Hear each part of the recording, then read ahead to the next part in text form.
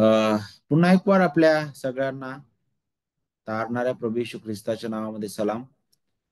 अ, आपण करिंथकरास पत्र सुरू केलेलं आहे आणि मागील आठवड्यामध्ये आपण थोडक्यात करिंथकरास पत्राचा पहिल्या करिंथकरास पत्राचा जो परिचय आहे तो आपण पाहिला. कशा प्रकारे करिंथ जे शहर होतं तिथपर्यंत सुवार्ता गेलेली आहे आणि त्यानंतर त्या शहराबद्दलचा थोडक्यात इतिहास आपण पाहिला आणि मग आता पौल इपिस येथे असताना कशा प्रकारे त्याच्यापर्यंत तो जो वृत्तांत आहे तो पोहोचलेला आहे. त्या मंडळीची अवस्था काय आहे आता आध्यात्मिक रीतीने ती त्याला कळवण्यात आलेली आहे आणि काही प्रश्न त्या मंडळीचे होते.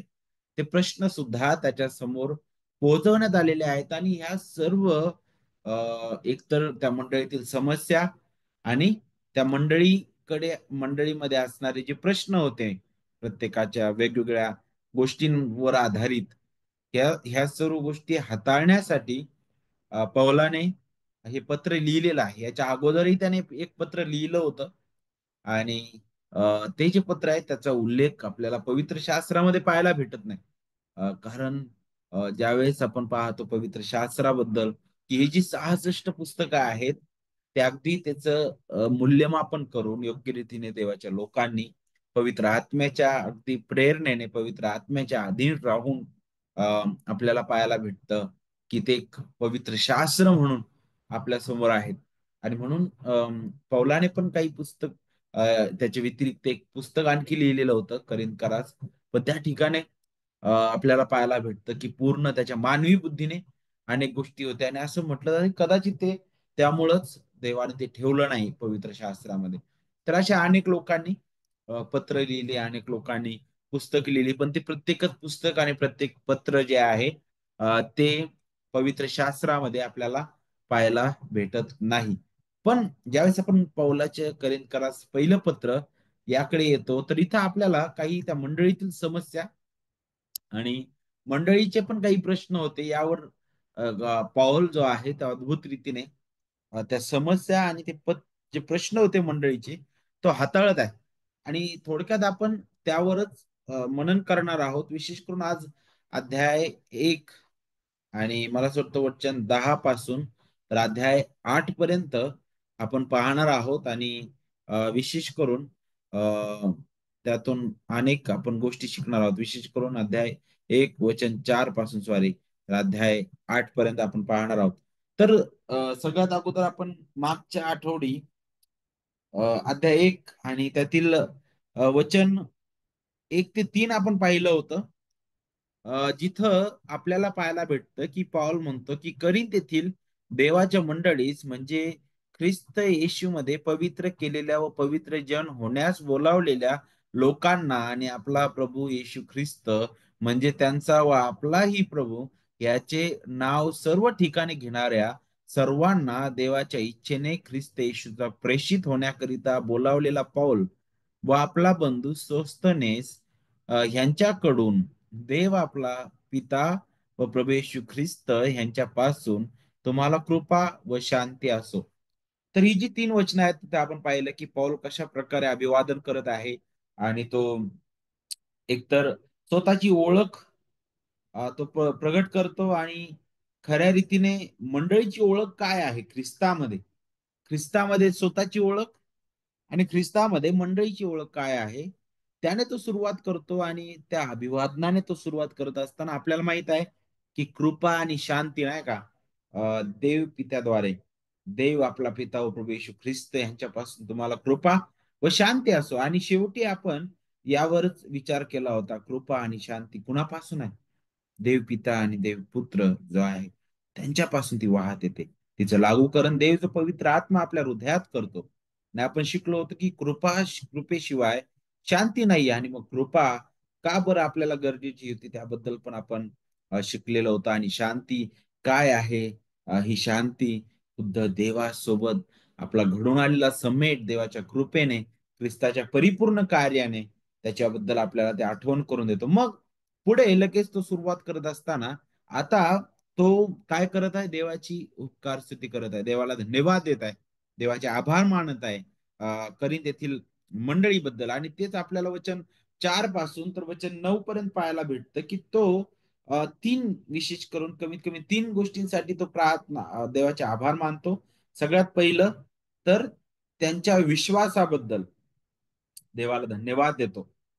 कारण आपल्याला पाहायला भेटतं, की सगळ्यात महत्वाचं जो जो भाग आहे, जिथं आपल्याला पाहायला भेटतं, की एक जो पापी आहे, तो खऱ्या रीतीने ख्रिस्ती होतो. तर मग त्यासाठी आपल्याला पाहायला भेटतं सगळ्यात महत्वाची गोष्ट म्हणजे काय? तारणदायी विश्वास जो देवाच्या कृपेद्वारे आहे. आणि देवाचा आत्मा जो आहे त्या व्यक्तीच्या हृदयात तो उत्पन्न करतो त्याच्या सुवार्तेच्या द्वारे. रोमकरास पत्र आपल्याला त्याबद्दल शिकवितो कारण म्हणे विश्वास हा वार्तेने आणि वार्ता ख्रिस्ताच्या वचनाद्वारे होते नाही का रोमकरास पत्रामध्ये सांगितलेलं आहे. तर मग एकतर त्यांनी अद्भुत रीतीने प्रभूवर विश्वास ठेवलेला आहे. ख्रिस्ताची सुवार्ता त्यांनी स्वीकारलेली आहे. आणि एवढंच नाही, तर ही जी मंडळी होती, करिंथ येथील मंडळी, ती अनेक आध्यात्मिक कृपादानांनी भरलेली ही मंडळी होती. देवाने अद्भुत रीतीने त्या मंडळीमध्ये सगळे जे कृपादान आहेत वेगवेगळे ओतलेले होते देवाच्या आत्म्याने. आणि अगदी कृपादानांनी भरलेली ही मंडळी आपल्याला पाहायला भेटते. तर मग त्यांच्या विश्वासाबद्दल पौल देवाचे आभार मानत आहे. आणि मग पुढे आपल्याला पाहायला भेटतं, की विशेष करून वचन 5 आणि 6 पहा अध्याय 1, तो अनुग्रह हा की जसजशी ख्रिस्ताविषयीची साक्ष तुमच्यामध्ये दृढ मूळ झाली, तसतसे तुम्ही त्याच्या ठायी प्रत्येक बाबतीत सर्व बोलण्यात व सर्व ज्ञानात संपन्न झाला. आता तो जो विश्वास आहे, तो दिवसेंदिवस आपल्याला पाहायला भेटतं, की दृढ आणि अधिक आपल्याला पाहायला भेटतं, की त्याच्या प्रत्येक बाबतीत सर्व बोलण्यात आणि सर्व ज्ञानात तर त्यांच्यामधील जी दृढता आहे विश्वासातील ती सुद्धा आपल्याला पाहायला भेटते. ज्याबद्दल पौल देवाचे आभार मानतो वचन 7 मध्ये पाहतो म्हणतो, की असे की आपला प्रभू येशू ख्रिस्त याच्या प्रगट होण्याची वाट पाहणारे येतो मी ते कोणत्याही कृपादानात उणे पडला नाहीत. मग त्या विश्वासाची संपन्नता आणि आपल्याला पाहायला भेटतं, की ते सर्व बाबतीत म्हटलेलं आहे. बोलण्यात, मग प्रत्येक गोष्टीत, कृतीत आणि विशेष करून ज्ञानात, विश्वासाबद्दल विचार करत असताना आपल्याला पाहायला भेटतं, की अगदी ते हृदयापासून त्याची सुरुवात होते आणि ते आपल्या कृतीमध्ये ते दिसून येतं. आणि याच्याबद्दलच आपल्याला याकोब जो आहे याकोबाच्या पत्रामध्ये त्याच्याबद्दलच तो बोलतो, की देव जो विश्वास देतो नाही का, तारणदायी विश्वास जो आहे, तो मृत विश्वास नाहीये म्हणे. तो नाही का निष्क्रिय विश्वास नाहीये म्हणे. तर हा जो विश्वास आहे तो क्रियाशील, तो सजीव विश्वास आहे, जो देवाचा आत्मा आपल्या हृदयात उत्पन्न करतो. आणि पहा त्याच्या द्वारे आणि त्या कृतीनंतर आपल्याला पाहायला भेटतं की त्या व्यक्तीच्या जीवनामध्ये तो बदल आपल्याला अगदी त्या क्षणापासून पाहायला भेटतो. आणि त्या विश्वासाची फळं मग आपल्याला त्या कृतीतून दिसतात. आणि मग आपल्याला पाहायला भेटतं की ती फळं देवाच्या आत्मा जो आहे तो तो उत्पन्न करतो.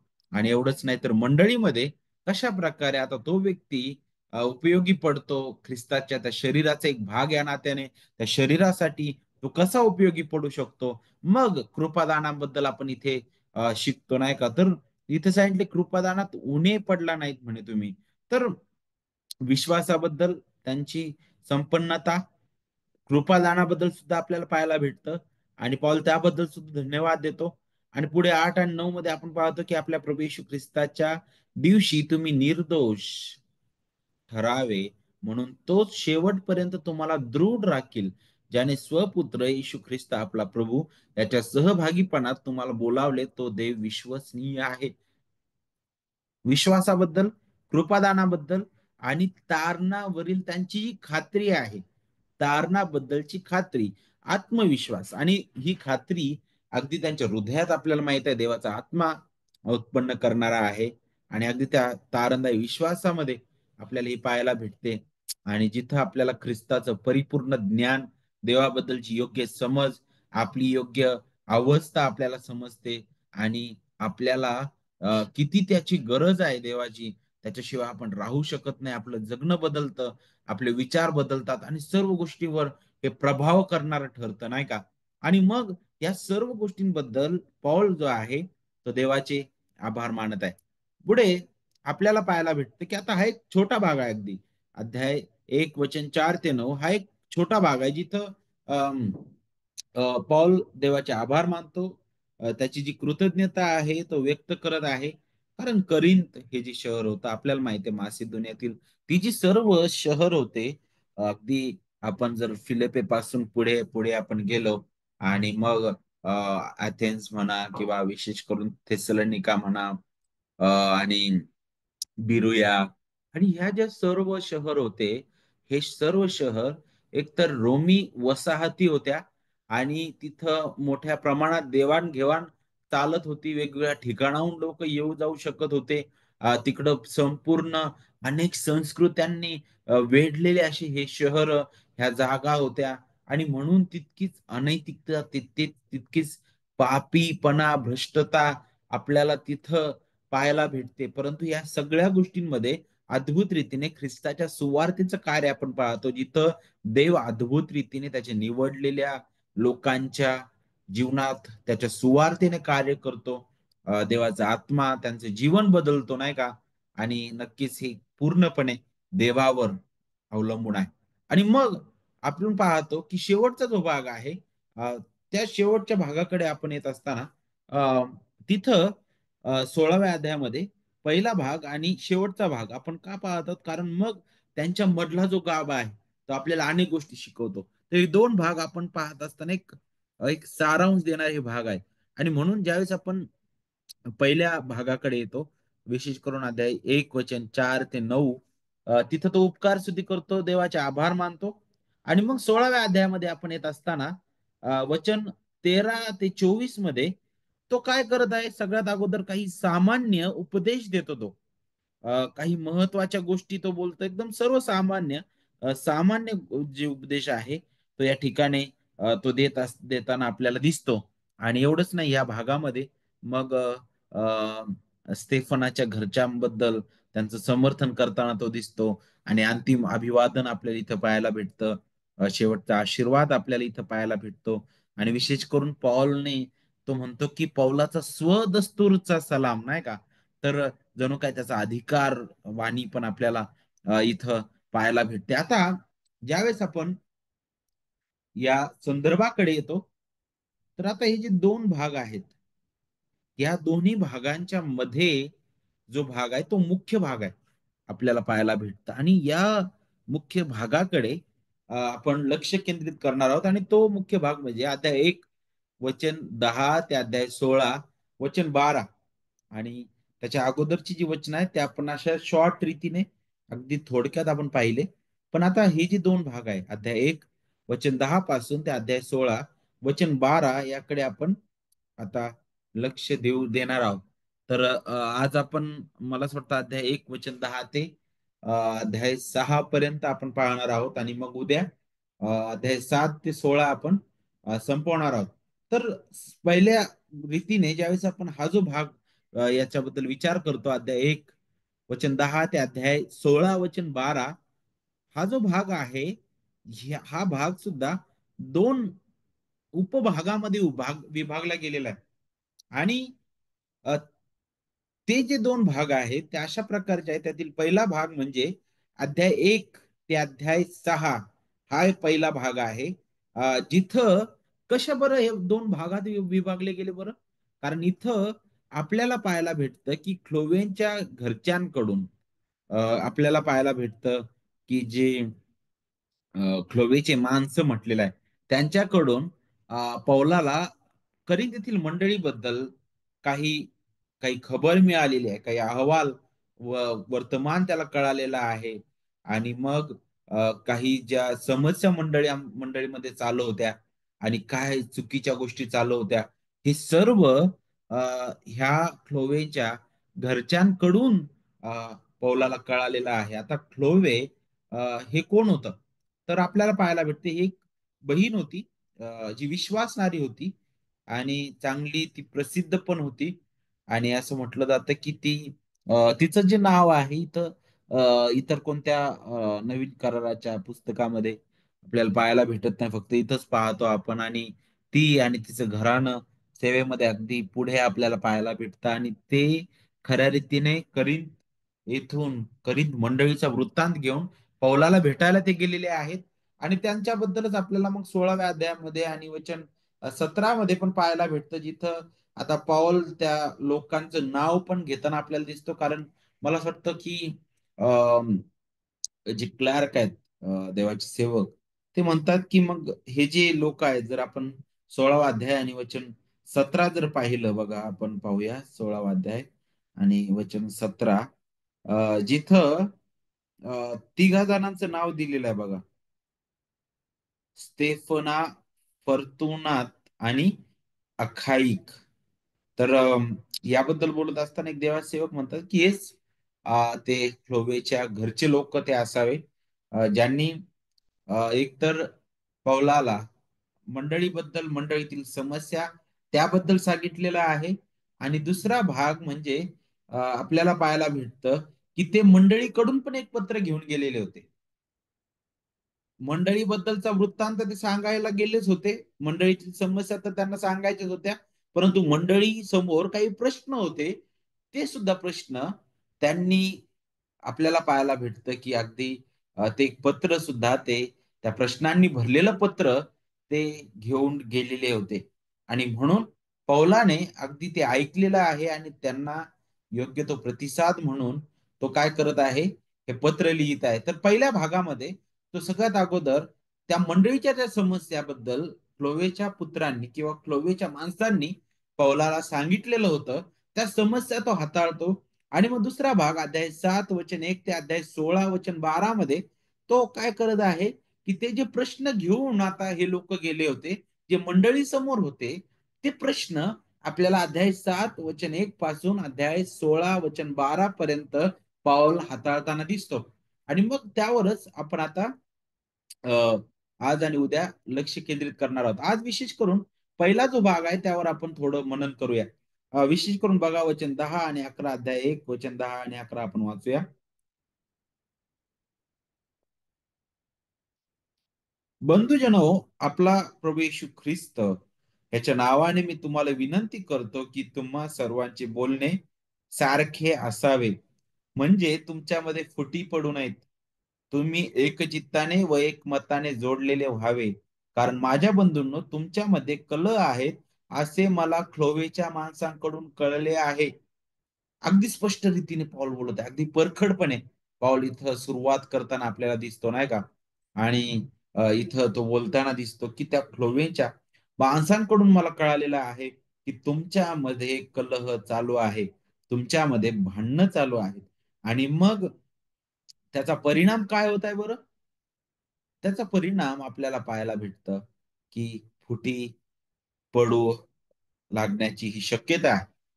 आणि तुमच्यामध्ये विभागणी आता होऊ शकते. आणि किंवा तिथपर्यंत आता वाटचाल सुरू आहे. आणि हे मला कळालेलं आहे. आणि म्हणून तो इथं बोलत आहे. आता या भागामध्ये आपण पाहिलेलं आहे, मी अगोदरही सांगितलं की पौल मध्ये असताना वृत्तांत त्याच्यापर्यंत गेलेला आहे. आणि त्याचा उल्लेख तो इथं आपल्याला करताना दिसतो. आता काय बरं ते काय त्या समस्या होत्या, किंवा काय खबर पौलाला मिळाली होती, त्यातील एक एक कारण तर आपल्याला इथं समोरच भेटतं. ते म्हणजे काय? मंडळीमध्ये भांडणं चालू आहे. मंडळीमध्ये भांडणं सुरू होते. आता काय चालू होते भांडणं? कशावरून चालू होते? तर वरती 10 मध्ये सुरुवातच करत असताना त्याचं कारण काय होतं की मंडळीमध्ये ऐक्य नाहीये. मंडळी एकमताने जोडलेली गेलेली नाहीये. मंडळी जी आहे तिचे तिच्यामध्ये एक वेगळा विचार करतो, दुसरा वेगळा करतो, तिसरा वेगळा करतो, चौथा वेगळा करतो. त्यांच्यामध्ये कोणत्याही प्रकारचं ऐक्य नाही राहिलं, नाही का? आणि मंडळीमध्ये हे भांडणं सुरू झालेले आहेत. आणि मग त्याच्या मागचं कारण काय होतं? तर मग एकतर अध्याय 5 आणि वचन 1 मध्ये आपल्याला एक खबर जी आहे ती पाहायला भेटते. ती म्हणजे काय बरं? पॉल म्हणतो की मला अशी खबर मिळाली आहे की तुमच्यामध्ये प्रत्यक्ष जार कर्म चालू आहे आणि असले जार कर्म की जे परराष्ट्रीयांमध्ये देखील आढळत नाही. म्हणजे तुमच्यातील कोणी एकाने आपल्या बापाची बायको ठेवली आहे. आता अनेक समस्या होत्या. त्यामध्ये सगळ्यात पहिलं जर आपण पाहिलं तर अध्याय 1 मध्येच ती समस्या पाहायला भेटते. जिथं का बरं फुटी पडत होत्या? कारण नेतृत्वाबद्दल नाही का? कारण काही लोक म्हणायचे की आम्ही पावलाबद्दल निष्ठावंत आहोत, आम्ही पावलाचे आहोत, कुणी मग आम्ही अपोलोसाचे नाही का? मग यावर त्यांच्यामध्ये भांडणं व्हायला लागले होते. कोणी म्हणायचा की मी केफाचा नाही का? आणि मग म्हणूनच पॉल वचन 12 मध्ये ते खारीज करतो त्यांची विचार. तो म्हणतो की माझे म्हणणे असे आहे की तुमच्यापैकी प्रत्येक जण मी पावलाचा, मी अपोलोसाचा, मी केफाचा आणि मी ख्रिस्ताचा आहे असे म्हणतो म्हणे नाही का. तर पहिलं कारण होतं त्यांच्यामध्ये फुटी पडण्याचं की ते अशा प्रकारे गटवारी करत होते. त्यानंतर दुसरं कारण अध्याय 5 मध्ये आपल्याला पाहायला भेटतं की त्यांच्यामध्ये एक अनैतिक कृत्य चालू होतं आणि त्याकडे ते लोक डोळे झाक करत होते. आणि आपल्याला पाहायला भेटतं की 3 गोष्टी इथे आपण पाहतो. एक तर फूट, भांडणं आणि लैंगिक समस्या. आणि या तिन्ही गोष्टीमुळे ती मंडळी जी आहे आता फुटण्यास सुरुवात झाली होती. आणि आपल्याला पाहायला भेटतं की आज देखील अनेक ठिकाणी आपल्याला जरी यातील काही काही गोष्टी, एखादी गोष्ट जर आपल्याला त्या मंडळीमध्ये दिसली नाही, तरी बाकीच्या 2 गोष्टी कुठंतरी फूट पाडणं, भांडण, तंटा उत्पन्न करणं किंवा अनैतिक कृत्य ह्या गोष्टीने आणि वेगवेगळ्या प्रकारे गटवारी करणं नाही का, आज सुद्धा अनेक मंडळींमध्ये आपल्याला पाहायला भेटतं. आणि आणि त्याचं कारण काय होतं? कोणी म्हणतो की मी ह्या ह्या पालकाचा, मी त्या पालकाचा नाही का, किंवा तो याचा. आणि मग लोकांचं लक्ष पूर्णपणे त्या पुढाऱ्यावर आणि पूर्णपणे त्याच्यावर केंद्रित झालेलं आहे. आणि ख्रिस्ताची जागा जणू काय आता त्या पुढाऱ्याने घेतलेली आहे.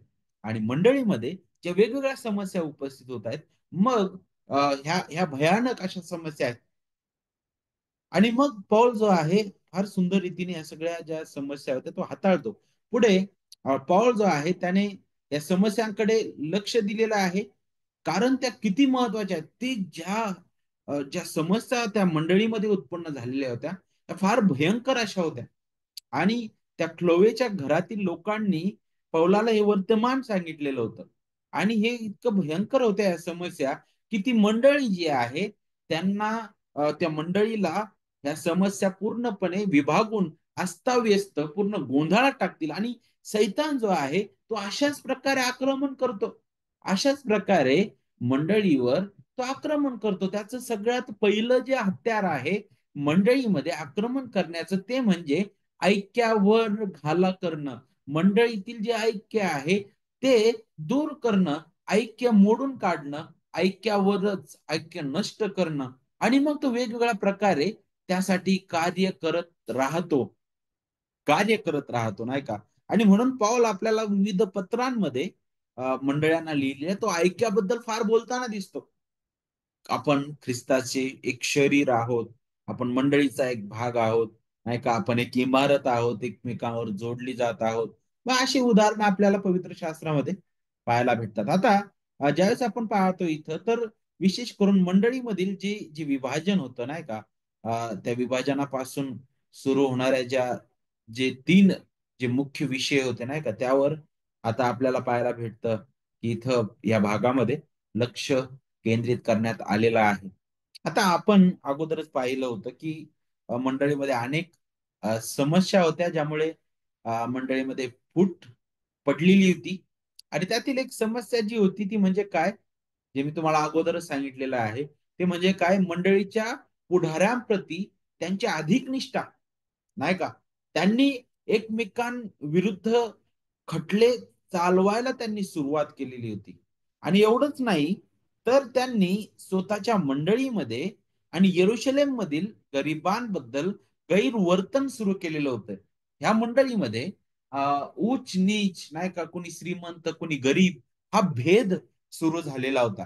आणि आपल्याला पाहायला भेटतं की पौल जो आहे तो ह्या ज्या समस्या उद्भवलेल्या होत्या त्या आता अगदी अगदी वेगळ्या मार्गाने तो हाताळत आहे.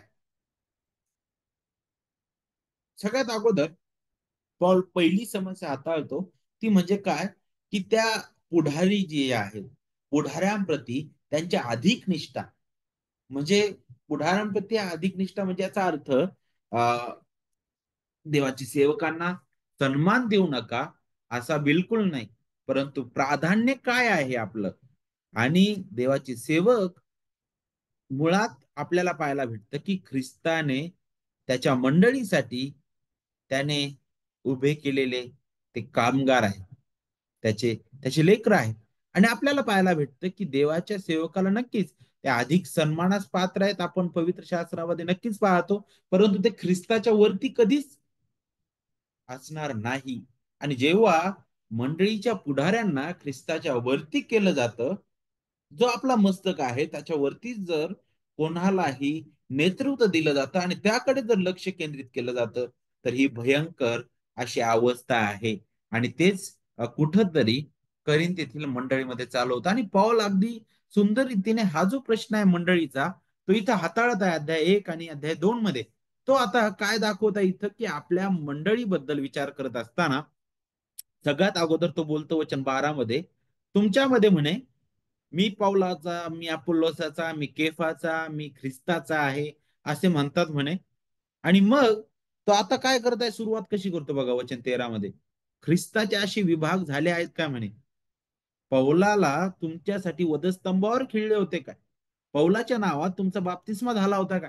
आणि पौलाने तर आनंदी व्हायला पाहिजे नव्हतं का, कारण पौलाबद्दल सुद्धा कोणीतरी उभा राहिलंय, कोणीतरी गट त्याच्याबद्दल म्हणते अरे मी पौलाचा आहे, पौलाचं तर मग छाती फुगायला पाहिजे होते, कॉलर टाईट व्हायला पाहिजे होतं नाही का. पण नाही, पॉल जो आहे तो अगदी स्पष्ट रीतीने तर म्हणत आहे की ख्रिस्ताचे असे विभाग झाले आहेत काय, पौलाला तुमच्यासाठी वधस्तंभावर खिळले होते काय. पाऊल आता काय करत आहे, तर्कवाद करत आहे. आणि तो अगदी स्पष्ट करत आहे की अरे मंडळी ही कुणाची आहे, मुळात मंडळी ही ख्रिस्ताची आहे. ख्रिस्ताने मंडळीला मोलाने विकत घेतलेला आहे. त्या मंडळीचा मी एक भाग आहे, तो ख्रिस्ताच्या कृपेने आहे. आणि ख्रिस्ताने मला जी सेवा दिलेली आहे ती मंडळीचा एक भाग या नात्याने, मंडळीचा एक अवयव या नात्याने त्या शरीराच्या पोषणासाठी त्याचा उपयोग झाला पाहिजे. आणि मग पॉल पुढे अगदी स्पष्ट करतो, तो म्हणतो की क्रिस्प व गायस यांच्याशिवाय तुमच्यापैकी कोणाचाही बाप्तिस्मा मी केला नाही, म्हणून मी देवाचे आभार मानतो. अरे पॉल आता पुढे काय म्हणत आहे बघा, का बरं तो असं म्हणतो. आणखी एक म्हणतो, स्तेफनाच्या घरच्यांचाही मी बाप्तिस्मा केला, त्यांच्या खेरीज दुसऱ्या कोणाचा बाप्तिस्मा केला की नाही हे माझ्या लक्षात नाही. तर तो इथं एक अगदी अगदी साधं सरळ सोपं उदाहरण देतो की नाही, मी तर फक्त दोघा जणांचा आणि त्या एका कुटुंबाचा बाप्तिस्मा केलेला आहे, त्याच्या पलीकडे काही नाही. पण आणि पुढे काय म्हणतो, कारण ख्रिस्ताने मला बाप्तिस्मा करण्यास नव्हे तर सुवार्थ सांगण्यास पाठवले, पण ख्रिस्ताचा वधस्तंभ व्यर्थ होऊ नये म्हणून ती वाक्चातुर्याने सांगण्यास पाठवले नाही म्हणे. कोणत्याही प्रकारे माझं वाक्चातुर्य तिथं काही कामच नाही. म्हणजे तिथं पाऊल काय दाखवत आहे, ख्रिस्त आपल्यासाठी किती महत्वाचं आहे. ख्रिस्ताची ही सुवार्थ आहे, हे कार्य ख्रिस्ताने दिलेलं आहे आणि ख्रिस्तासाठी आहे. ही मंडळी ख्रिस्ताची आहे आणि म्हणून सगळ्यात प्रथम प्राधान्य मंडळीमध्ये नित्य ख्रिस्ताला दिलं पाहिजे. मंडळीने ख्रिस्ताच्या अधीन असायला पाहिजे, मंडळीने ख्रिस्ताशी निष्ठावंत असायला पाहिजे आणि ख्रिस्ताबद्दल निष्ठावंत असायला पाहिजे, नाही का. आणि मग पुढे तो अगदी स्पष्ट करतो वचन 18 मध्ये, कारण ज्यांचा नाश होत आहे त्यांना वधस्तंभाविषयीचा संदेश मूर्खपणाचा आहे, पण ज्यांना तारण प्राप्त होत आहे अशा आपणास तो देवाचे सामर्थ्य असा आहे. काही प्रेषितांना आणि शिक्षकांना उच्च आदर करून ते काय करत होते माहितीये का, इतर लोकांना त्यातही नीच मानायला लागले होते लोक.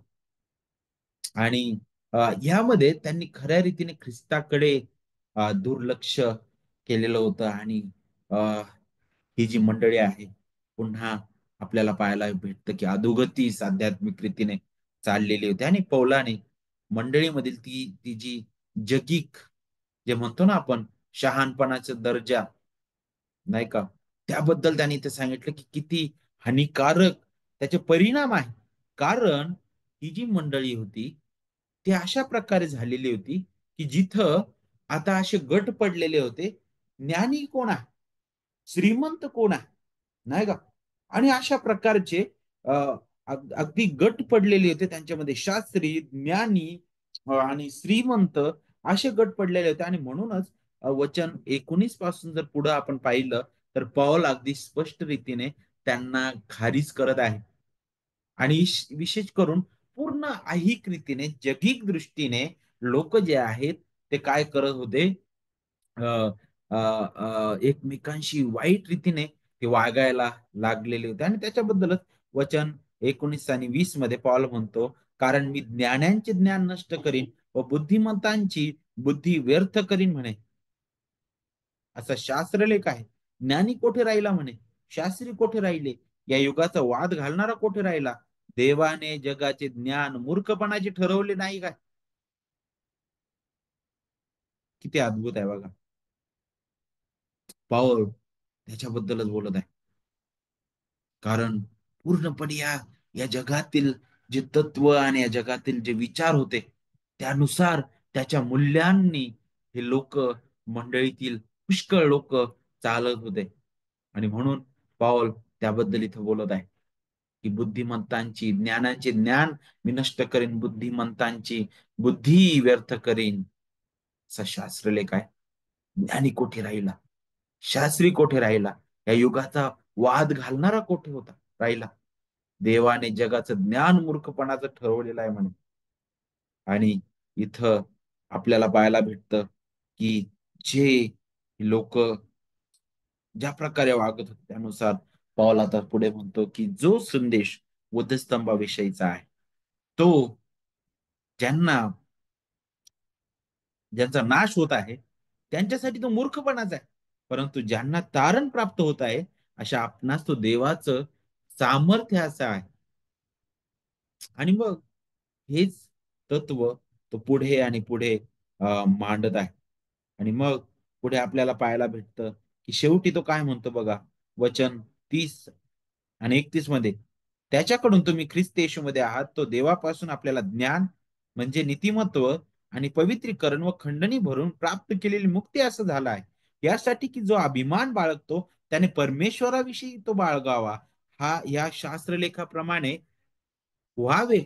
काय आहे मंडळीमधील जो वादविवाद होता, मंडळी त्या पुढाऱ्यांबद्दल विचार करत होती. मंडळीमध्ये ते दर्जा चालू होता. मंडळीमध्ये श्रीमंत आणि गरीब अशा प्रकारे दुजाभाव चालू होता. मंडळीमध्ये अति ज्ञानी, ज्ञानी आणि अगदी कमी ज्ञानी अशा प्रकारे पण दर्जा होता.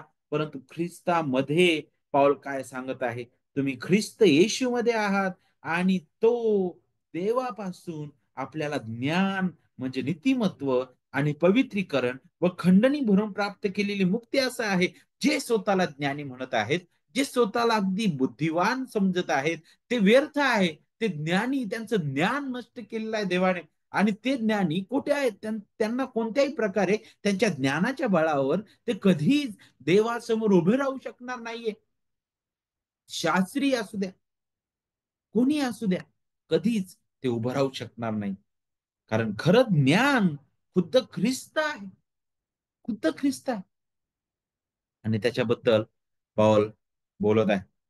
आणि मग पुढे तेच पुढे बोलत असताना तत्वज्ञान आणि प्रगटीकरण त्याबद्दल पॉल अध्याय 2 मध्ये बोलतो. पहा वचन 1, अध्याय 2 वचन 1, बंधुजनो मी तर तुमच्याकडे आलो तो वक्तृत्वाच्या अथवा ज्ञानाच्या श्रेष्ठतेने देवाचे रहस्य तुम्हाला सांगावे असे नाही. कारण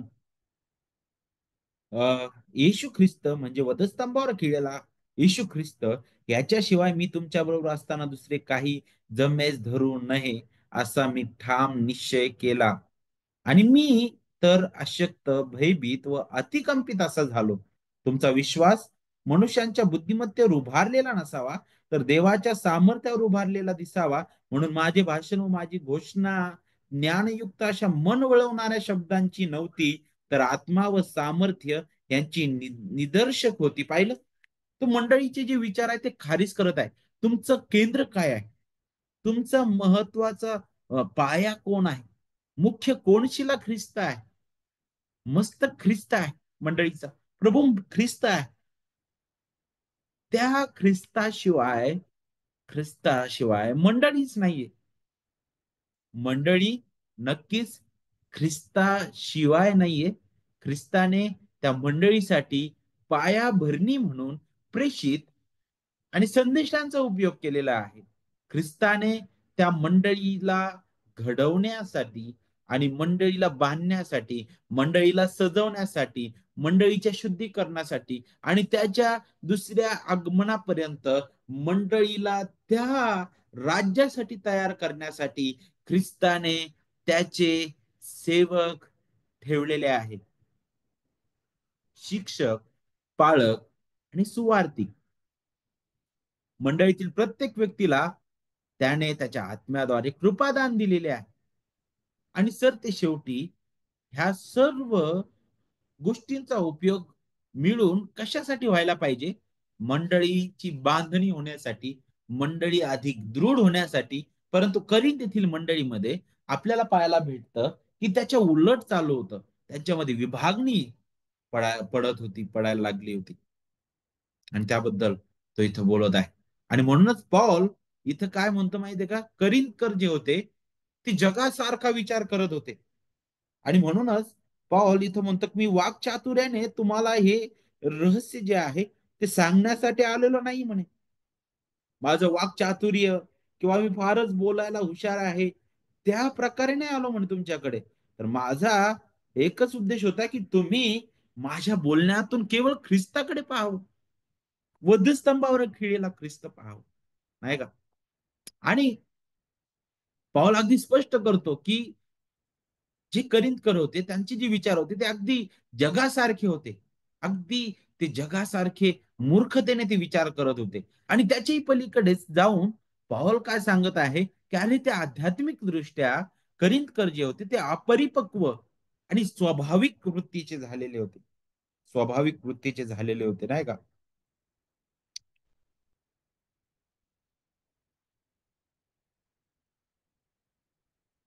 आणि म्हणूनच वचन 14 मध्ये पहा, पौल त्याच्याबद्दल बोलतो. अध्याय 2 वचन 14 मध्ये, स्वाभाविक वृत्तीचा माणूस देवाच्या आत्म्याच्या गोष्टी स्वीकारत नाही, कारण त्या त्याला मूर्खपणाच्या वाटतात आणि त्याला त्या समजू शकणार नाहीत, कारण त्यांची पारख आत्म्याच्या द्वारे होते.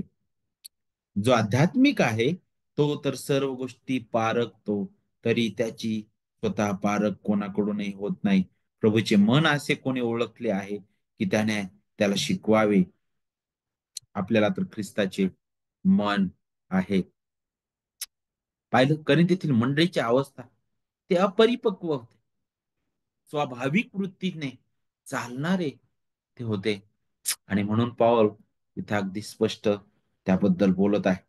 आणि पुढे आपल्याला अध्याय 3 वचन 1 आणि 2 मध्ये त्याबद्दलच तो पुढे बोलत आहे की कशा प्रकारे ते आध्यात्मिक रीतीने आध्यात्मिक दृष्ट्या अपरिपक्व आणि स्वाभाविक होते. तर त्याचा अधिक उलगडा इथं पाहायला भेटतो आपल्याला अध्याय 3 वचन 1 2 मध्ये. बंधुजनो, जसे आध्यात्मिक माणसांबरोबर बोलावे तसे तुमच्या बरोबर मला बोलता आले नाही, तर जसे दहिका बरोबर बोलावे, जसे ख्रिस्तातील बालकांबरोबर तसे मला बोलावे लागले म्हणे.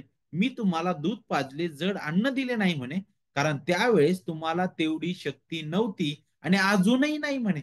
म्हणजे हे जे शब्द आहेत पावलाचे अगदी स्पष्ट आहे बघा. अशा प्रकारचे शब्द आहेत की जसा एक बाळ आपली आपली आई त्या लहान बालकाला अगदी 6 महिन्याचं 1 वर्षाचं होईपर्यंत आपलं अंगावरचं दूध त्याला पाजते. आणि मग पहा, जसं ते वाढत चालतं 6 महिन्यानंतर त्याला वरचं अन्न दिलं जातं. आणि मग हळुवारपणे थोडं थोडं करून जड जड जड जड अन्न त्याला दिलं जातं. आणि हळुवारपणे ते जे लेकरू आहे ते जड अन्न पचवायला लागतं. आणि जसं ते पचवायला लागतं तसं आणखी पुढे त्याला जड आणि जड अन्न त्याला दिलं जातं. आणि मग आपल्याला पाहायला भेटतं की ते जे मूल आहे, जे अगोदर ते जड अन्न खाण्यासाठी अगदी अशक्त होतं, ते मूल आता अगदी ते पचवण्यासाठी सुद्धा सशक्त होतं. तसं चित्र इथे दिलेलं आहे बघा. पण अशा प्रकारचे चित्र इथं दाखवलं माहितीये का? असं मूल इथं अशा प्रकारे दाखवलंय, जे 20 वर्षाचं आहे, तरी सुद्धा आपल्याला पाहायला भेटतं, की ते जणू काय त्या आईच्या दुधावरच आहे. जणू काय अशा प्रकारचं हे चित्र इथं आहे बघा. किती अशक्त आध्यात्मिक रीतीने आणि किती अपरिपक्व अशी अवस्था त्यांची होती नाही का, आपल्याला इथं पाहायला भेटते. आणि पौल अगदी त्यांना फटकारतो इथं नाही का, त्यांना बोलत आहे त्यांची अवस्था कशी आहे. दुसऱ्या शब्दात जरा सांगायचं झालं तर करिंथ जे लोक होते, ते पूर्णपणे जगिक जे शहाणपण आहे आणि जी संस्कृती आहे, त्याच्या प्रमाण मूल्यानुसार ते वागत होते. ते स्वतःला इतरांपेक्षा श्रेष्ठ समजत होते. आणि खऱ्या रीतीने आपल्याला पाहायला भेटतं, की त्यांना ख्रिस्ती विश्वासाबद्दल जणू काय काहीच माहीत नव्हतं. त्यांच्या ऐहिक मूल्यांनी त्यांना ते जे आध्यात्मिक सत्य आहे, त्या सत्याप्रती आंधळे केलेलं होतं. आणि अशी त्यांची भयंकर अवस्था झालेली आहे, आपल्याला पाहायला भेटते. आणि म्हणून त्यांच्याबद्दल बोलत असताना जे देवाचे सेवक आहेत, डॉक्टर डोनाल्ड, ते अशा प्रकारे म्हणतात, की जेव्हा पौल करिंथ मंडळीबद्दल लिहितो, की त्यांच्यामध्ये ज्या फुटी पडत चालल्या आहेत, त्या पौल आणि अपोल्लोस यांच्यावर आधारित होत्या. आणि म्हणून पौल पुढे अपोल्लोसाबद्दल बोलतो, कारण वचन 6 मध्ये तो काय म्हणत आहे बघा, मी लावले, अपोल्लोसाने पाणी घातले, पण देव वाढवत गेला. देव वाढवत गेलेला आहे. आणि ज्यावेळेस आपण पाहतो, की हे जे देवासेवक आहेत, ते अशा प्रकारे म्हणतात पुढे, की अपोल्लोस विशेषतः एक उत्तम प्रचलित वक्ता होता. त्याच्याकडे वक्तृत्व कौशल्य होती, जी खूप विकसित होती, नाही का? आणि जे पौलकडे त्या प्रमाणात नव्हते. खरे तर आपल्याला पाहायला भेटतं, की पौल जो आहे, दुसरे करिंथ पत्रामध्ये हे कबूल करतो, की तो खऱ्या रीतीने तिथं कुठंतरी वाक्चातुर्य जे आहे बोलणं, त्याच्यामध्ये कदाचित अपोलोस पेक्षा फार कमी असेल. पण आपल्याला पाहायला भेटतं, की लोक जे आहे ते पौलाशी सुद्धा संलग्न होते, कारण तो प्रेषित होता. त्यानेच मंडळीची स्थापना केलेली होती. आणि पौल इथं हे म्हणत आहे, की त्या मानवी गुणांकडे नाही का आपण पाहू शकत नाही. पौल स्वतःला आघाडीवर ठेवत नाही इथं बिलकुलच. पौल इथे सांगण्याचा प्रयत्न करत आहे, की आपल्या जीवनामध्ये, मंडळीमध्ये अग्रस्थानी, प्रथम स्थानी, प्रथम प्राधान्य कुणाला असायला पाहिजे, तर प्रभू येशू ख्रिस्ताला. आणि म्हणून पौल अगदी हा वितंडवाद करत आहे. हा एक तर्कवाद इथं मांडत आहे. आणि विशेष करून करिंथ लोक जे होते, ते आपल्याला पाहायला भेटतं, त्यांच्याकडे आपल्याला पाहायला भेटतं, की ते मानवी दृष्टिकोनातून ते पाहत होते. आणि विशेष करून ते लक्ष वेधून घेणाऱ्या गोष्टींकडे ते आपलं चित्त लावत होते. जसं अपोलोस, त्याची बोलण्याची लकब, त्याची बोलण्याची पद्धत आणि किती तो म्हणजे वाक्चातुर्याने भरलेला आहे तो. किती सुंदर तो बोलतो नाही का? आणि नाही का, आणि मग हेच जणू काय त्यांना एक आकर्षणाचं कारण झालेलं होतं. पण आपल्याला पाहायला भेटतं, की वधस्तंभ उलट आहे, नाही का? वधस्तंभ जो आहे, तो आपल्याला पाहायला भेटतं, की त्याच्या उलट आहे. आणि अ, आणि म्हणूनच आपल्याला पाहायला भेटतं, की वधस्तंभ जो आहे, तो मात्र आपल्याला अगोदर इथं शिकवलेला आहे. दुसऱ्या अध्यायामध्ये आपण पाहिले, की तो देवाचं सामर्थ्य आहे. कारण त्यामध्ये तो देवाची कृपा ओतलेली आहे. देवाची कृपा आपण तिथे पाहतो. आणि ज्याने आपल्याला दाखवून दिलेलं आहे, की तिथं कोणत्याही प्रकारे मनुष्याची ताकद, मनुष्याचं वाक्चातुर्य, मनुष्याची कृती, मनुष्याचे प्रयत्न त्याला कुठेही जागा नाहीये. कारण वधस्तंभ आपल्याला आपली स्थिती दाखवतो. आणि पाऊल तेच समजावून सांगण्याचा प्रयत्न करत आहे मंडळीला. आता पुढे अध्याय 3 मध्ये आपण येतो. अध्याय 4 मध्ये, सॉरी. तो पुढे आपल्याला याबद्दलच आणखी पुढे बोलतो, जिथं तो म्हणतो, की आम्ही ख्रिस्ताचे सेवक व देवाच्या रहस्याचे कारभारी आहोत, असे प्रत्येकाने आम्हाला मानावे. कारभारी म्हटला की तो विश्वासू असला पाहिजे. तरी तुमच्याकडून किंवा मानवी न्यायाधीशाकडून माझा न्यायनिवाडा व्हावा याचे मला काहीच वाटत नाही म्हणे. मी स्वतःचा देखील न्यायनिवाडा करत नाही म्हणे. कारण जरी माझे मन माझ्या विरुद्ध मला साक्ष देत नाही, तरी तेवढ्यावरून मी निर्दोषी ठरतो असे नाही. माझा न्यायनिवाडा करणारा प्रभू आहे. म्हणून त्या समयापूर्वी, म्हणजे प्रभूच्या येण्यापूर्वी तुम्ही न्यायनिवाडा करूच नका.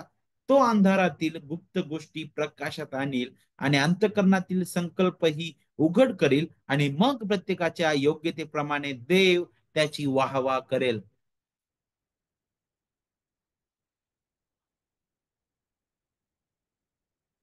किती अद्भुत आहे बघा.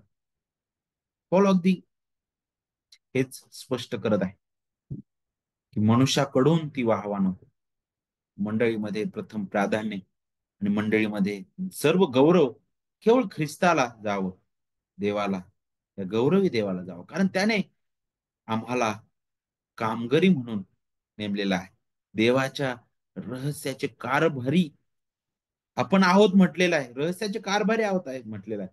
सेवक व कारभारी म्हटलेलं आहे. इथं ख्रिस्ताचे सेवक आणि देवाच्या रहस्याचे कारभारी दोन शब्द इथे वापरलेले आहेत. ख्रिस्ताच्या अधीन राहून तो जो गौरवी प्रभू आहे, जो महान मालक आहे, त्याच्या अधीन राहून आम्हाला ही सोपवण्यात आलेली जबाबदारी पूर्ण करायची आहे. देवाच्या रहस्याचे कारभारी आहोत.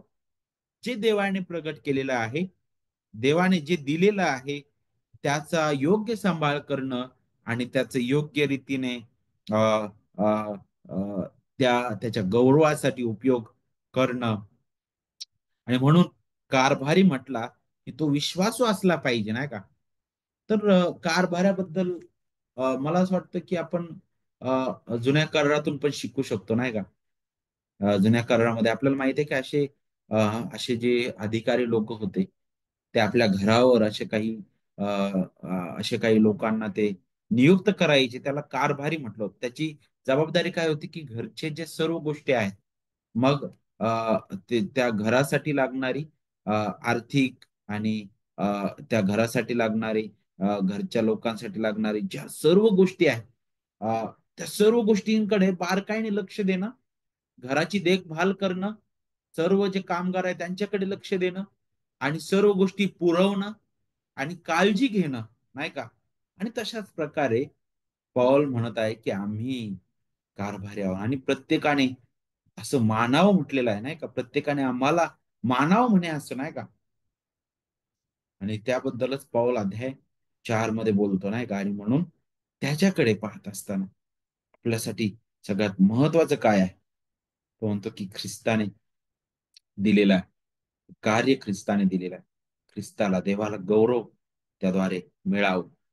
तर हा जो पहिला जो जो भाग होता, तर इथं आपल्याला तो जो मुद्दा आहे फुटीमधला, का बरं फुटी पडत होत्या? कारण तिथं लोक प्रेषितांना, त्या पुढाऱ्यांना ते इतकं महत्व आणि इतकं त्यांना उंच केलेलं होतं की जिथं ख्रिस्तापेक्षाही वरचं स्थान दिलेलं होतं. आणि त्यामध्ये सुद्धा गट पडले होते की मी पौलाचा, मी अपुल्लोसाचा, अशा प्रकारे ते लोक जे आहेत ते विचार करत होते. परंतु पौल अगदी स्पष्ट म्हणतो की आपण सर्व ख्रिस्ताच्या आहोत. मंडळी ख्रिस्ताची आहे आणि तोच मुद्दा तो अध्याय 1 पासून अध्याय 4 पर्यंत हाताळत आहे. आता अध्याय 5 मध्ये आपण आलेलो असताना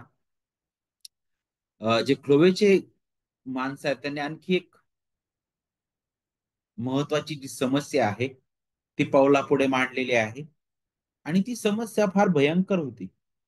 आणि त्याबद्दल आपल्याला इथं पाहायला भेटतं अध्याय 5 मध्ये, जिथं वचन 1 मध्ये पाऊल म्हणतो की मला अशी खबर मिळाली आहे की तुमच्यामध्ये प्रत्यक्ष जार कर्म चालू आहे, आणि असले जार कर्म की जे परराष्ट्रीयांमध्ये देखील आढळत नाही.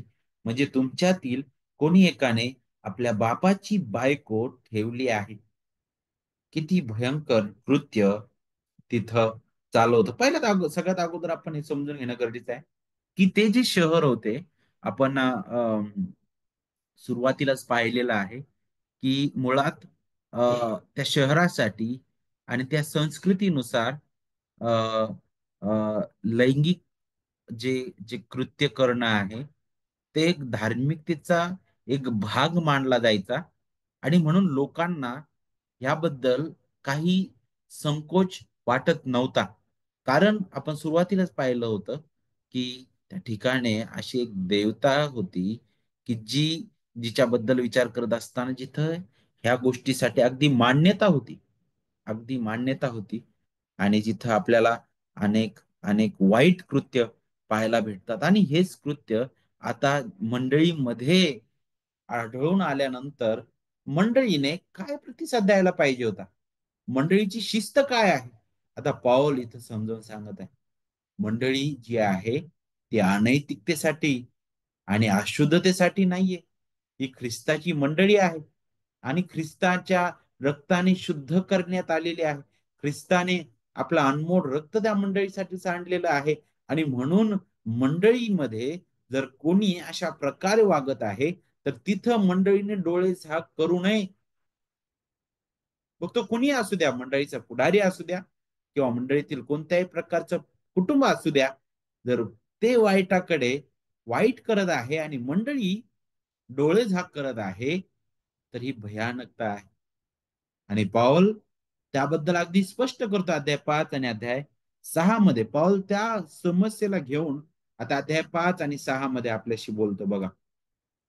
आता या वचनामध्ये आपल्याला पाहायला भेटतं, की करिंदकर जे होते ते वर पाहता एक घोषवाक्य करिंदकरांबद्दल एक प्रसिद्ध झालेलं होतं आणि ते अशा प्रकारचं होतं, की सर्व गोष्टी माझ्यासाठी कायदेशीर आहेत. आणि जणू काय हे जे घोषवाक्य होतं, अगदी प्रचलित होतं त्या लोकांसाठी, की आम्ही जे काही करू ते कायदेशीर आहे.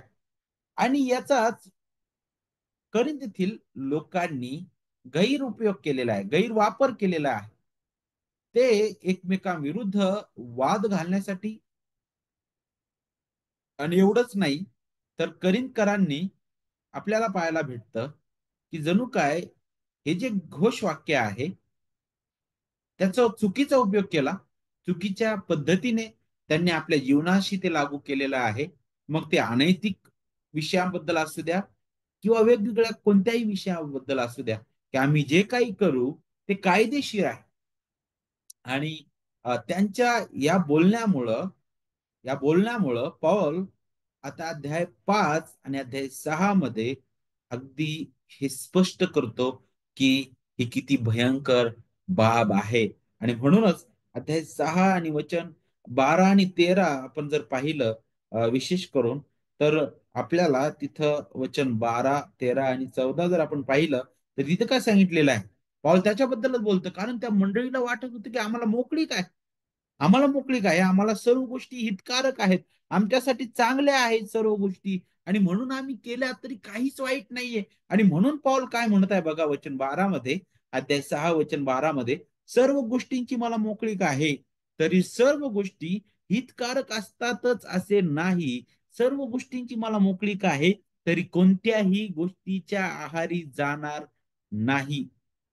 तरी मी कोणत्याही गोष्टीच्या आहारी जाणार नाही. वचन 13, अन्न पोटासाठी व पोट अन्नासाठी आहे, पण त्या दोहोंचाही अंत देव करील. पण शरीर जार कर्मासाठी नाही, तर प्रभूसाठी आहे आणि शरीरासाठी प्रभू आहे. देवाने प्रभूला उठवले आणि तो आपल्या सामर्थ्याने आपल्यालाही उठवेल.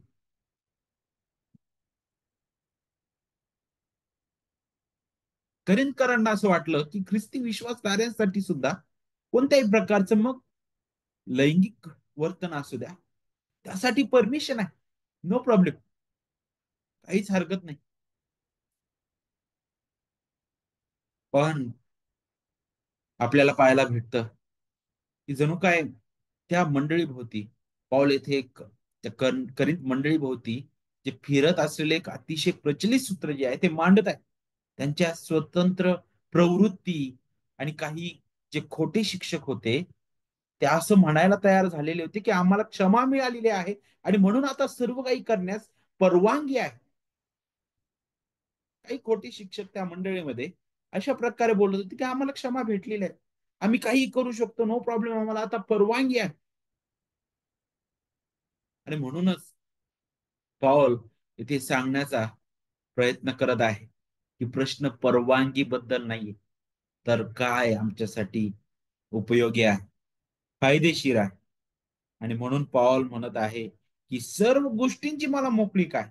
तरी सर्व गोष्टी हितकारक असतातच असे नाही. सर्व गोष्टींची मला मोकळीक आहे, तरी मी कोणत्याही गोष्टीच्या आहारी जाणार नाही.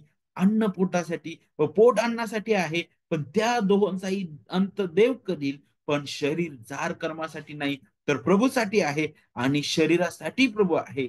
देवाने प्रभूला उठवले आणि तो आपल्या सामर्थ्याने आपल्यालाही उठवेल. जे तुमच्या स्वतःच्या विश्वासासाठी, विशेष करून ख्रिस्तासोबतचं जे तुमचं नातं जोडण्यात आलेलं आहे, ख्रिस्ताद्वारे जे तुम्ही देवासोबत जोडल्या गेलेले आहात, त्याचे लेकरू म्हणून तुम्ही त्याच्या समोर येऊ शकता. तुमच्या तारणासाठी जे उपयोगी आहे ते करण्यात झटा. जे कार्य देवाने तुमच्या ठायी केलेलं आहे.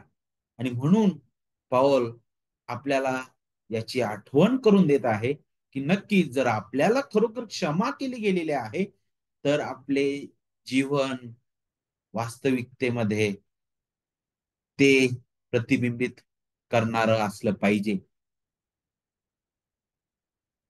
फक्त आपल्याला क्षमाच केली गेलेली नाही, परंतु आपण देवाशी आपले नातेसंबंध जोडल्या गेलेले आहे आणि म्हणून आपण स्वतःला त्या गोष्टींपासून दूर राखणं गरजेचं आहे, ज्या गोष्टी देवाला आवडत नाही.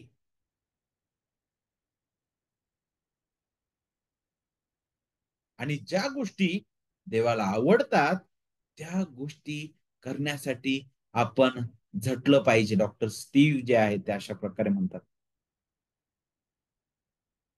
आणि पाऊल आपल्याला त्याच्याबद्दलच त्याच्याबद्दलच पुढे आठवण करून देतो.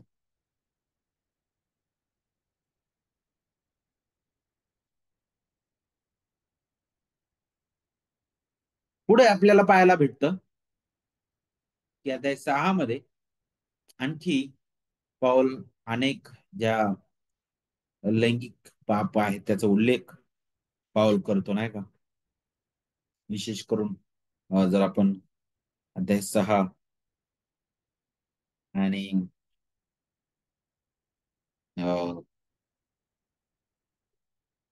7 ते 10 पाहिलं नाही का, तर आपल्याला तिथं शिकायला भेटल नाही का. जिथं त्या पापांचा उल्लेख पॉल करतो आणि विशेष करून करिंदकर जे होते त्यांना ख्रिस्ताकडे येण्यापूर्वी त्या पुढील गोष्टींसाठी ते प्राधान्य द्यायचे, जे आपल्याला इथं वचन 7 पासून पुढे आपण पाहतो. विशेष करून वचन जर आपण 9 वाचलं तर पहा, अनीतिमान माणसांना देवाच्या राज्याचे वतन मिळणार नाही हे तुम्हाला ठाऊकच आहे. ठाऊक नाही काय? फसू नका. जारकर्मी, मूर्तीपूजक, बेबिचारी, स्त्री सारखा संभोग देणारे, पुरुष संभोग घेणारे, चोरी, लोभी, मद्यपी, चहाड व वित्तहरण करणारे यांना देवाच्या राज्याचे वतन मिळणार नाही. ख्रिस्ता अगोदर करिंथ येथील लोकांसाठी हे एक सर्वसाधारण आणि एक एक प्रथम प्राधान्य असणारी बाब होती या गोष्टी. परंतु आता ख्रिस्तामध्ये आपण आहोत, तर पॉल अगदी स्पष्ट करत आहे की आमचं जीवन कसं असायला पाहिजे. आणि विशेष करून ज्यावेळेस पॉल इथं जार कर्म आणि अशुद्धपणा याबद्दल तो बोलतो नाही का. आणि विशेष करून पॉल अ, अध्याय 6 मध्ये ज्या गोष्टीबद्दल बोलतो की नाही का, आपण अशा गोष्टींपासून दूर राहावं. आणि इवन जे जे जे पापी वृत्ती आहे अशा लोकांपासूनही आपण दूर राहावं. कोणत्याही परिस्थितीत आपल्याला पाहायला भेटतं की जे कृत्य या मंडळीमध्ये चालू होतं, की सावत्र आईसोबत एक व्यक्ती जो आहे तो वाईट कृत्य करत होता आणि मंडळी जी आहे ती सहन करत होते हलगर्जीपणाने. अ, ती जी ती जी वाईट कृत्य चाललं होतं त्याकडे ती दुर्लक्ष करत होती. आणि पॉल अगदी हा मुद्दा उचलतो आणि तो काय म्हणत आहे, की आपण अविश्वासणाऱ्यांबरोबर सहभागिता ठेवू शकत नाही. जे केवळ हा दावा करतात की आम्ही विश्वासू आहे. आणि याचा अर्थ काय आहे की आपण पापी लोकांसोबत पासून दूर असायला पाहिजे. पौल इथं मंडळीची जी शिस्त आहे त्याबद्दल सुद्धा बोलतो. पुष्कळ वेळा आपल्या सभोवती दिसणारा भाऊ किंवा बहीण ती वाईट गोष्ट करत आहे, परंतु मंडळीमध्ये पुष्कळदा तिच्याकडे दुर्लक्ष केलं जातं आणि टाळलं जातं आणि त्याला समजवण्याऐवजी हे दाखवलं जातं की आम्ही तर सहन करतो. पण मंडळीची शिस्त हा एक भाग आहे देवाच्या प्रिय ख्रिस्ताची मंडळी आहे आणि त्या मंडळीमध्ये अशुद्धता, जार कर्म आणि वाईट कृत्याला कुठेच थारा नाही. आणि म्हणून मंडळीची जी शिस्त आहे ती पाळणं गरजेचं आहे. जेव्हा एखादा भाऊ, एखादी बहीण जर काही वाईट कृत्य करतं, तर मंडळीने त्यांना सगळ्यात अगोदर जो नियम आपल्याला पाहायला भेटतो मग ते शुभवर्तमानामध्ये प्रभू येशू ख्रिस्ताने दिलेला, की अगोदर एका व्यक्तीने त्याला जाऊन सांगावं ज्याला ते दिसलेलं आहे, त्याला समजलेलं आहे, त्याने त्याला समजवावं, त्याची जाणीव करून द्यावी. जर त्याने ऐकलं नाही तर त्याने एक दोघाला घेऊन जावं, सांगावं आणि मग त्याने तेव्हाही ऐकलं नाही तर मंडळी समोर त्याला आणण्यात यावं. आणि जर मंडळीचं तो ऐकत नाही तर मंडळीच्या बाहेर त्याला काढण्यात येतं. नाही का? मंडळीची शिस्त ही अशी आहे, कारण मंडळीमध्ये, ख्रिस्ताच्या मंडळीमध्ये अशुद्धतेला कुठेच थारा नाही, वाईटाला कुठेच थारा नाही. त्याची एक सुंदर झलक आपल्याला अगदी अ, सुंदर रीतीने प्रेषितांची कृत्यामध्ये पाहायला भेटतं. तिथं तर एका पती-पत्नीने खोटं बोललं नाही का? आणि त्याचा परिणाम काय झाला? त्यांना मृत्यूला सामोरं जावं लागलं. आणि इथं तरी आणखी भयानकता आपल्याला पाहायला भेटते नाही का? तर नक्कीच कोणत्याच गोष्टीला मंडळीमध्ये अशा वाईट कृत्यांना थारा मिळू नये आणि म्हणून मंडळीने याकडे बारकाईने लक्ष देणं गरजेचं आहे. म्हणून अध्याय 5 मध्ये पाऊल वचन 9 ते 11 मध्ये काय म्हणतो? आणि नीतिमान माणसांना देवाच्या राज्याचे वतन मिळणार नाही म्हणे. हे तुम्हाला ठाऊक नाही काय? फसू नका, जारकर्मी, मूर्तीपूजक, व्यभिचारी, स्त्रीसारखा संभोग देणारे, पुरुष संभोग घेणारे, चोर, लोभी, मद्यपी, चहाड, वित्तहरण करणारे यांना देवाच्या राज्याचे वतन मिळणार नाही. आणि तुमच्यापैकी कित्येक तसे होते, तरी तुम्ही प्रभू येशू ख्रिस्ताच्या नावात व आपल्या देवाच्या आत्म्यात धुतलेले, पवित्र केलेले, नीतिमान ठरवलेले असे झालात. तुमच्यापैकी कित्येक तसे होते. आता ख्रिस्ताच्या नावात, देवाच्या आत्म्यात धुतलेले आहात, पवित्र केलेले आहात, नीतिमान ठरवलेले आहात, कारण तुमच्यासाठी ख्रिस्ताचा अनमोल रक्त सांडण्यात आलं. ख्रिस्ताची नीतिमत्वतेने तुम्ही झाकलेले आहात. ख्रिस्ताच्या परिपूर्ण कार्याद्वारे तुम्ही वेगळे केलेले आहात देवाच्या गौरवासाठी जगातून. आणि म्हणून तुमचं जीवनही तशाच प्रकारे असलं पाहिजे. तर हा जो पहिला भाग आहे विशेष करून अध्याय 1 वचन 10 ते अध्याय 6 या पहिल्या भागामध्ये तो ह्या काही समस्यावर पॉल बोलतो. पॉल आपल्याला मार्गदर्शन करतो. त्यानंतर विशेष करून जो दुसरा भाग आहे अध्याय 7 पासून तर अध्याय 16 पर्यंत, जिथं आपल्याला पाहायला भेटतं की हे जे क्लोवेचे जे पुत्र आहेत ते मंडळीचे जे प्रश्न होते मंडळी समोर, ते प्रश्न लिखित स्वरूपात घेऊन पौलाकडे गेलेले होते. एक पत्र त्याबद्दल घेऊन गेलेले होते आणि ते प्रश्न आता पौल अध्याय 7 ते 16 मध्ये हाताळणार आहे, जे आपण उद्या पाहणार आहोत. मंडळीच्या समस्या काय होत्या आणि पौल कशा हाताळत आहे ते आपण आज पाहिलेलं आहे. आपण इथे थांबूया. प्रार्थना करू, प्रभूच्या हाती आपण पडू आणि त्याला विनंती करू, प्रभू आम्हाला तू शुद्ध पवित्र जीवन जगण्यासाठी सहाय्य कर. पुष्कळ वेळा आम्ही सुद्धा अनेक ठिकाणी दुर्लक्ष करतो, अनेक वेळा आम्ही चुकतो, आम्ही पडतो, आमच्या बहीण भावाकडे आम्ही दुर्लक्ष करतो आणि त्याला त्या वाईटाकडे अ, जाण्यास तो अधिक झोकला जातो नाही का. तर आम्हाला तुझी मंडळीची शिस्त आहे ती समजण्यास तो आम्हाला सहाय्य कर नाही का. तर त्यासाठी आपण प्रार्थना करू. देवाकडे आपण विनंती करूया, आपण प्रार्थना करू.